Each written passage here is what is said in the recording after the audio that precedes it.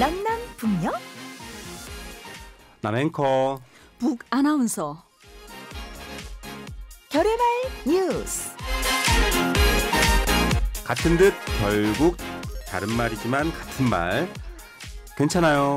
일 없습니다. 네, 자 오늘도 결의말 뉴스 주영 씨와 함께하겠습니다. 방송원 이러니까요. 저희 고등학교 때나 이럴 때 보면 방송부 있거든요. 동아리, 클럽 활동. 거기에서 이제 방송원 이렇게 부르는 것 같은데 사실 굉장히 프로페셔널이에요. 남과 북의 방송을 모두 섭렵하고 있는 프로페셔널인데 그래서 저희가 오늘은 사실 좀 이 방송 관련된 얘기를 해보자 궁금해하시는 분이 많을 것 같습니다. 우리나라로 치면 아나운서죠. 네. 방송원 주영 씨. 북에서는 방송원이었고 지금 여기서는 이제 아나운서라고 부를 수 있는데 이 대한민국에서는 아나운서 되기가 너무 어렵습니다. 사실 아나운서 출신 연예인들도 많고요. 굉장히 뭐랄까요. 경쟁률이 1000대1 뭐 이런 건 예사예요. 북한에서도 방송원이 되고 싶어서 인기가 아주 많은 편인가요? 네, 방송원은 북한에서도 마찬가지로 여기와 마찬가지로 여성에게는 최고의 선망의 직업입니다. 아, 그렇군요. 네, 그만큼 들어가기도 어렵고요. 어렵죠. 이를테면 저희는 무슨 고시라는 이름도 붙여요. 고시가 사실 그 사법고시나 행정고시 같은 고등고시 네. 공부가 어렵잖아요. 네. 그거에 비유해서 뭐 언론고시 이렇게까지 이름을 붙여서 뭐 아나운서 PD도 어렵습니다, 여러분. PD 이렇게 되려는 친구들이 많은데 북한에서도 그러면은 공부를 이렇게 많이 해야 되는 건가요? 굉장히 어렵나요? 한국과 시스템이 같은 듯 다릅니다. 네. 한국에 와서 아나운서들의 언론고시 말씀하신 언론고시를 저도 쳐보려고 했는데요. 포기했습니다. 왜요? 이 정도 실력을 가진 공부가 안 되더라고요. 시험을 칠 수가 없더라고요. 그래서 한국의 아나운서들이 엄청 수준이 높은 걸로 저 나름대로 잠정 판단했습니다. 주영 씨도 저희가 보기에는 충분히 남북을 모두 아우르는 최고의 아나운서 방송원은 북한 표현이고 아나운서가 될 수 있을 것 같은데 그러면은 보통 북에 있는 젊은 청춘들이 방송원이 되기 위해서 뭐 꼭 아나운서가 아니라 PD도 마찬가지고요. 뭐 관련 전공을 해야 되나요? 뭐 어떤 과정이 필요해요? 원래는 들어가는 절차는 여러 가지가 있고요. 네. 뭐 어문학부라든가 방송학과 이런 학과들을 가진 대학들이 있습니다. 김일성대라든가 영국 영화대학에 이런 학과들이 있습니다. 네네. 하지만 워낙에 들어가기가 어렵고 자리가 잘 나지 않는 자리다 보니 거의 낙하산입니다. 물론 낙하산이라고 그냥 앉혀놓으면 다 할 수 있는 건 아니잖아요. 그래도 기본은 다 있어야 되나요? 그렇습니다. 면접 시험에서 가장 크게 보는 것이 화술 기량입니다. 그 기량 시험을 통과하지 못하면 아빠가 김정은이면 들어갈 수 있겠네요. 그 외에는 힘듭니다. 아빠가 김정은인데 굳이 방송을 하지는 않을 것 같습니다. 그런데 궁금합니다. 지금 우리나라 예전에 얼마 전에 드라마가 하나 나왔었는데요. 이제 기상캐스터 하시는 분들도 아나운서로 이제 직종을 바꾸려고 하는 그런 소재의 드라마였었거든요. 뉴스를 속보로 딱 전하게 하면서 뭐 뱀을 떨어뜨리기도 하고 굉장히 순발력 있는지를 테스트한 시험이 있는데 북한의 아나운서 선발 시험 아까 뭐 화술 기량 얘기하셨는데 궁금해요. 어떤 시험을 치는지. 일단은 화술 기량입니다. 노동신문을 원고로 해서 일단은 다양한 소재의 원고를 읽도록 하고요. 그리고 그 시험에서 통과를 하지 못하면 일단은 탈락입니다. 그리고 읽기가 중요하네요, 기본. 왜냐하면 일단 추천 자체가 뭐 성분이라든가 외모, 학벌 이런 것들은 무조건 통과된 상황에서 그 시험에 들어가기 때문에 파이널 시험에 들어간다는 건 일단은 검증되었기 때문에 들어가는 거고요. 마지막 파이널 라인이 기량입니다. 화술 기량입니다. 다양한 상황이면 그래도 좀 이해가 되는데 정말로 막 노동신문이라든지 이런 것들을 놓고 조선중앙방송의 정체성에 맞는지 이런 것들까지 다 보겠네요. 굉장히 극소수가 뽑히는 거죠?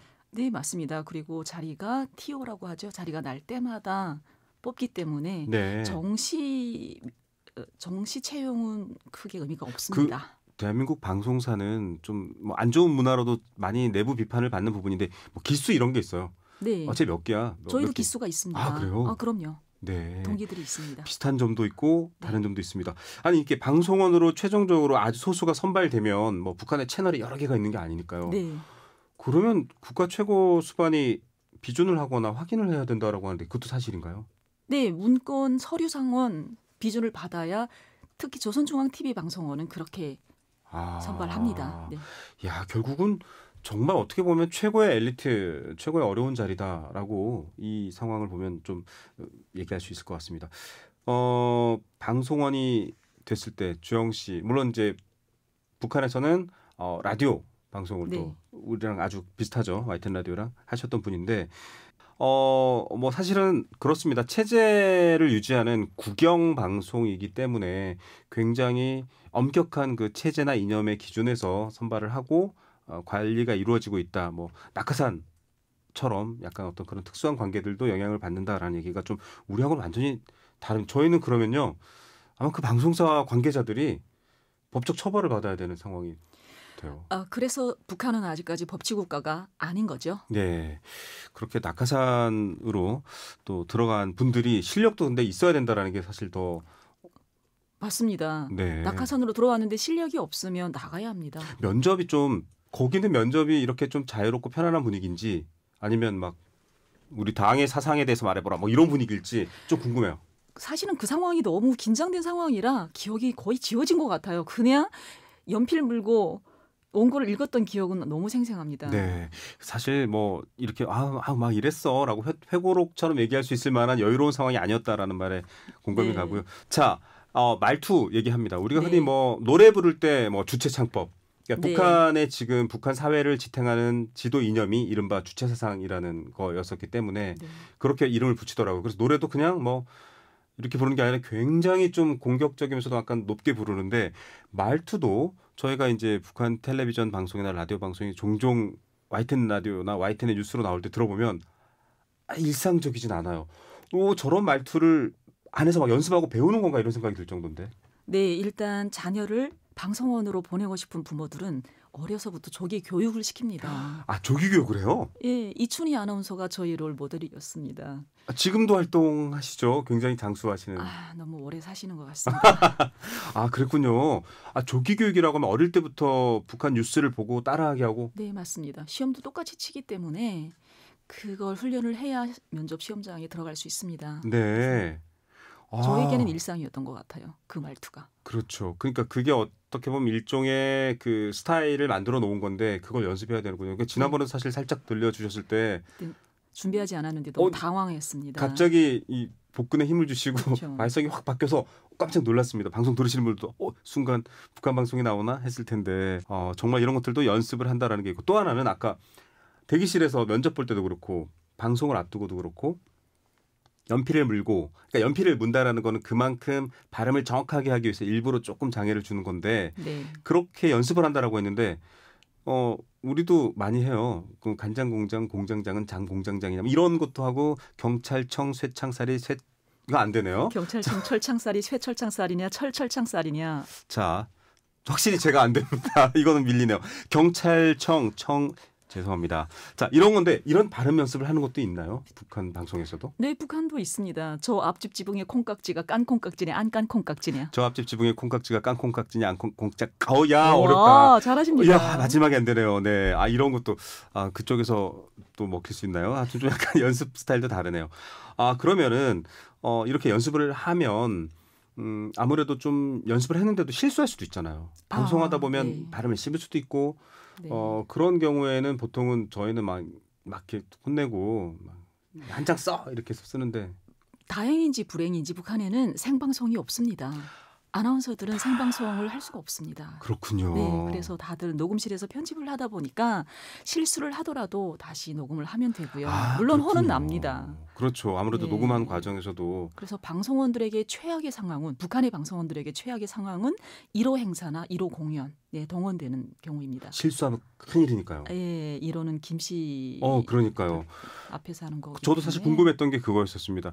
그냥 통상적인 뉴스라든지 소식들을 전하는 게 아니라 말 그대로 국가 최고 권력을 가진 사람의 말과 일정을 소개할 때 실수하면 어떡하지 이게 걱정이었거든요. 네, 녹음실에서는 오히려 상대적으로 안전한데 무대에 나가면 너무 힘들죠. 그렇죠. 보통 무대에 사회자로 등장을 합니다. 아나운서들이. 굉장한 긴장감이 있겠네요. 말도 못하죠. 그러니까요. 말도 못하죠라고 그리고 말하면서 말도 못하게 많은 사람들이 실수하면 실수하고 목숨을 내놓았죠.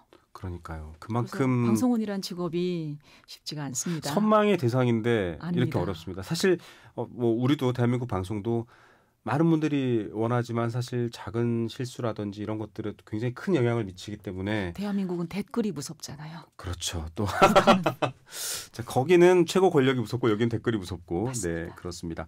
자 이렇게 얘기를 하다 보면 우리나라는 요새 이제 아나운서들의 활동 영역이 넓혀지고 있습니다. 대표적인 게 저희 YTN에서도 잠시 기자로 스쳐갔던 뭐 전현무 씨 같은 경우 KBS 아나운서를 하다가 지금은 어린 친구들은 저 아저씨 개그맨이잖아라고 부르는 이런 분들도 있는데 궁금해요. 거기도 딱 역할이 앞서도 아까 1호 행사나 음악회 이런 사회를 본다라고 했는데 아나운서는 아나운서 직군만 충실해 이건지 좀 활동을 넓혀서 다른 걸 하는지 취재도 하고 막 그러는지 궁금하네요.